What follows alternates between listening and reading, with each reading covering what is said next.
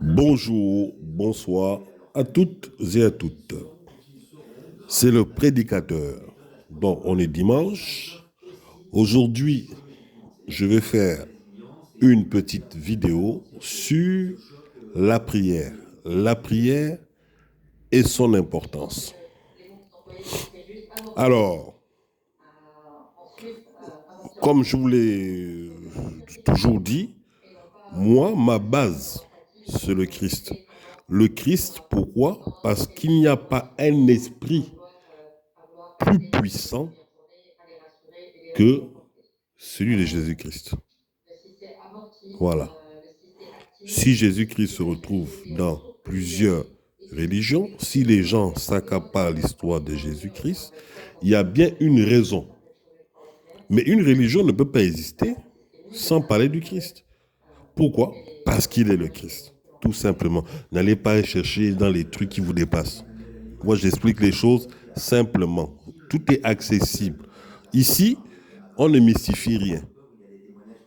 Voilà.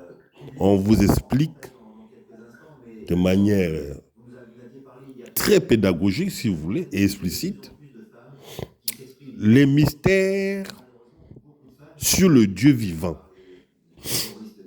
D'accord? Voilà. Sur le Dieu d'amour, sur le Dieu de paix, sur le Dieu de justice, sur le Dieu de sagesse, sur le Dieu du pardon.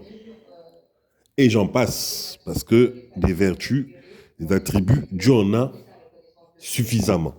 Mais pour cela, c'est les bases. Ah, c'est les bases. D'accord? C'est les caractères vraiment qui le définissent. D'accord? Dans dans sa grandeur. Alors, c'est quoi la prière? La prière est le moyen par lequel tu communiques avec Dieu. Voilà. C'est euh, c'est quand tu as réussi à comprendre que toi, finalement, tu n'es rien. Tu n'es que même pas un grain de sable dans l'océan. Tu n'es rien. Et qu'il y a une force invisible qui est au-dessus de toi et au-dessus, finalement, de toute chose et qui est à l'origine de la création. Quand tu commences, quand tu as intégré ça dans ton esprit, ben, tu réalises que Dieu est le Père. Et le moyen, vu qu'il est esprit, parce qu'avant la matière, il y avait l'activité spirituelle. D'accord? Avant que la matière ne fût, il y avait une activité. Hmm? On dit une activité spirituelle. Ça vit, il y avait une vie. D'accord? La matière fut, l'activité spirituelle continue. Après la mort, parce que après, quand on meurt, l'activité spirituelle continue. L'activité spirituelle ne s'arrête jamais. Le, le, le, le, le, tout ce qui est physique finit par s'arrêter à un moment donné. Mais l'esprit lui continue. Mais comment fait-on pour communiquer avec l'esprit? Eh bien, la parole nous enseigne que c'est la prière qui nous permet de créer un lien, une connexion avec Dieu. La vraie prière, en fait, tu n'as pas besoin de protocole pour parler à Dieu. Il est accessible. Il faut juste le souhaiter, le vouloir. Le croire, le souhaiter et le vouloir. Quand on parle de foi, avoir une foi qui est très ferme. Personne ne doit venir te perturber dans ton truc. Voilà. Même pas ton pasteur de ton église, même pas à qui tu veux. C'est le rapport direct que tu as avec Dieu. J'insiste là-dessus parce que vous voyez, par exemple, pendant le confinement en 2020, ils ont fermé tous les lieux de culte. Mais est-ce que Dieu n'existait plus? Dieu existait bel et bien même. Les gens qui croient que Dieu, c'est dans les lieux les cultes, les temples, les mosquées, les... Non, les églises, c'est faux.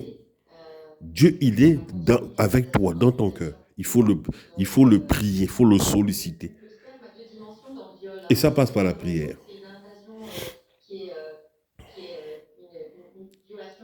La prière, c'est de la pure inspiration.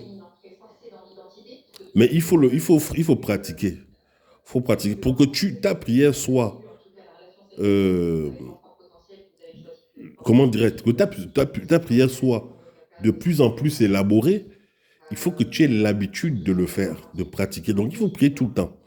Il faut prier. Et il faut apprendre à diversifier les prières. La prière, il n'y a pas besoin qu'elle soit trop longue. Il n'y a pas besoin d'expliquer, de sortir des expressions qui dépassent. Non, non, non. Parle avec ton cœur. Comme si tu parlais à ton confident. Parce que lui, il t'écoute. Et de toute manière, pour que ta prière soit crédible et recevable, il faut que ton cœur soit ouvert. Il faut que tu crois à ce que tu fais, à ce que tu dis, à ce dont tu aspires, ce que tu demandes. Comme ça, Dieu reçoit ta prière. Il faut prier le matin. Quand tu te réveilles, ah, Dieu, tu me renouvelles le souffle de vie, je te rends grâce, je te remercie. Il faut prier avant de se coucher.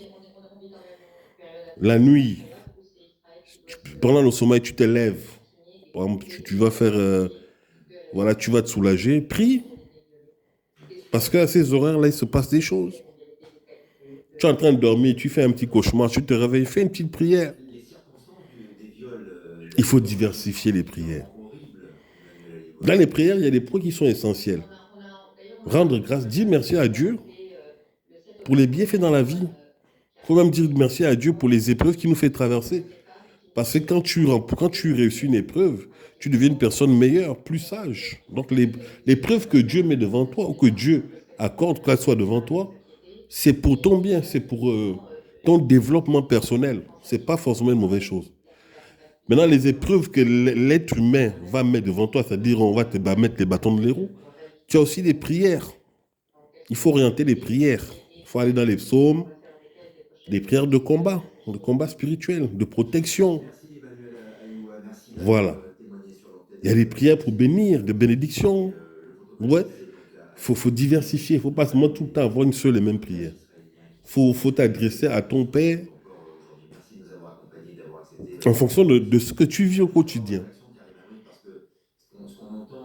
Il ne faut pas oublier de dire merci. Il ne faut pas oublier de lui dire pardon. Parce que la journée, par exemple, on t'a péché.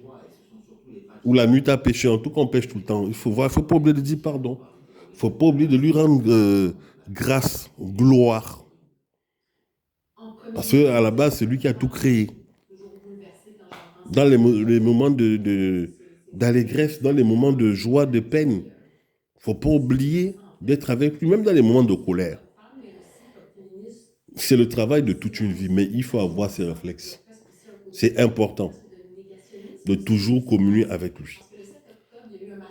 Donc la prière, moi je peux vous dire, chers frères et sœurs, a une portée, vous ne pouvez pas imaginer. Puissante. C'est l'arme la plus puissante de la spiritualité. La prière. La prière, il y a la méditation, il y a les louanges, il y a le jeûne. Les gens ne jeûnent pas assez, mais ton âme, il faut la purifier. Ton esprit, ton corps, il faut purifier. Le jeûne, c'est la privation la privation de toute souillure. Hein? Tout ce qu'on mange là, c'est plein de mauvaises choses. Mais il faut se purifier de temps en temps. Ça élève l'esprit, c'est bon pour l'esprit. Ça apaise l'esprit. Parce que la vie pratique là, de tous les jours, ça tue l'esprit. On va au travail, on côtoie des gens, on serre la main aux gens, on fait des bisous, on fait des mauvaises choses. On ne sait pas tout ce qu'on accumule. Mais comment on évacue tout ça? Le jeûne. Il faut faire souffrir le corps. Hein. C'est pas facile, mais il faut le faire. Il faut prier. Donc, voilà pour ce qu'il en est de la prière. Je tenais à faire une petite vidéo là-dessus. Hein? Donc, c'est très important la prière. Hein? Celui qui ne prie pas, celui qui n'a pas foi en Dieu, spirituellement, tu te fais avoir. Et quand tu te fais avoir spirituellement, ça se répercute sur ta vie physique. C'est logique. La spiritualité, c'est la base. Tous les grands puissants de ce monde-là, vous voyez là, ils ont une vie spirituelle d'abord. Ils ont une vie spirituelle. Donc, n'oubliez jamais ça, c'est important. Et la prière, c'est une âme qui est puissante. Il faut apprendre à communiquer avec Dieu pour comprendre quelle est ta place dans ce monde-là. Parce que les gens souvent ne comprennent pas. Oh, ma destinée, c'était d'être ceci, mon truc, c'était... Non, peut-être ta destinée, c'était d'être évangéliste. Toi, tu vas te casser la tête dans les trucs qui te dépassent. C'est pour ça que ça ne marche pas. Mais si tu ne vas pas toi-même demander à Dieu, si c'est des gens qui commandent ta vie à ta place, je suis désolé, tu vas tourner en rond. Donc, apprenez à prier. C'est important de prier. À force de prier, c'est par la répétition qu'on obtient les résultats. D'accord? Répétition, tac, tac, on pratique, on pratique. Et après, les portes commencent à s'ouvrir et puis on avance, on chemine, on avance. Ce qui n'est pas bon quand tu stagnes dans ta vie. Tu stagnes. Tu crois que tu avances, quand tu reviens, tu fais le bilan, tu es toujours au même point. C'est qu'il y a un problème qui est profond. Tu n'as pas de spiritualité, tu ne pries pas correctement. Il faut prier correctement. Parce que la définition va dire tout le monde prie. Hein. Mais pourquoi on a l'impression que certaines prières sont plus recevables que d'autres? C'est parce qu'il y a un travail de fond qui est fait en amont. Et il y a un travail sérieux. Donc, voilà ce que je voulais dire, partager avec vous aujourd'hui sur la prière. C'est important. Et je reviendrai ultérieurement sur cette affaire des chrétiens, sur cette affaire de religion. Parce que le problème là est récurrent et souvent on me pose des questions sur ça. Je vais essayer de vous faire un exposé clair. Hein? Voilà. Et ce sera définitif parce que je ne reviendrai pas là-dessus. Sur mon avis par rapport aux religions. Les religions, pour moi, n'ont pas lieu d'être. C'est une invention purement humaine. Encore dans le but de... Bon, moi, je sais c'est quoi le but. Vous savez, je vais finir par là. Le diable, sa seule mission, c'est de venir confondre Dieu. Donc, tout ce que Dieu crée, lui, il vient saboter. La religion, aujourd'hui, finit par créer des communautés, donc des divisions. Est-ce que c'est dans l'intérêt de Dieu? Hein? Est-ce on peut conclure que c'est dans l'intérêt de Dieu qu'il y ait des divisions? Moi, je dis non. Celui qui profite à ça, c'est le diable. Il crée la confusion, crée la zizanie, la cacophonie et la guerre. Parce que qui dit division finit par dire guerre. Mais regardez ce qui se passe dans le monde. Et toujours par le biais de la politique.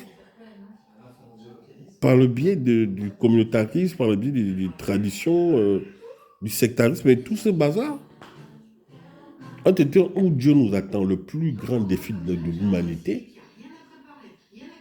c'est l'amour. Vous allez peut-être me prendre pour un utopiste, comme Jésus le fut. Mais pour ceux qui ont un peu de jote dans leur cerveau, dans leur esprit, ils comprendront que c'est ça qui est la clé c'est la clé pour sauver cette espèce humaine, finalement. Il faut qu'on s'aime les uns les autres. On n'a pas le choix. C'est soit ça, l'amour, soit c'est l'hécatombe, la catastrophe. Il faut sortir des religions. Sortir de ta religion, de ton petit confort là, te permet de mieux apprécier l'autre. Avec de vraies valeurs, l'amour. Dans les communautés, on apprend à haïr l'autre. C'est vrai, il faut dire la vérité. Hein. Mais quand tu sors de ta communauté, tu apprends à aimer l'autre. Parce que tu es sorti de ton embrigadement, de ton emprisonnement où on t'a lavé le cerveau. Nous, on a raison. Nous, on a raison. C'est parce que Jésus-Christ est venu enseigner. Jésus s'asseyait dans la place publique, il parlait à tout le monde. Même ses disciples ont voulu s'accaparer des choses, mais non. Donc c'était le prédicateur. Que Dieu vous bénisse et je vous dis à bientôt, le prédicateur.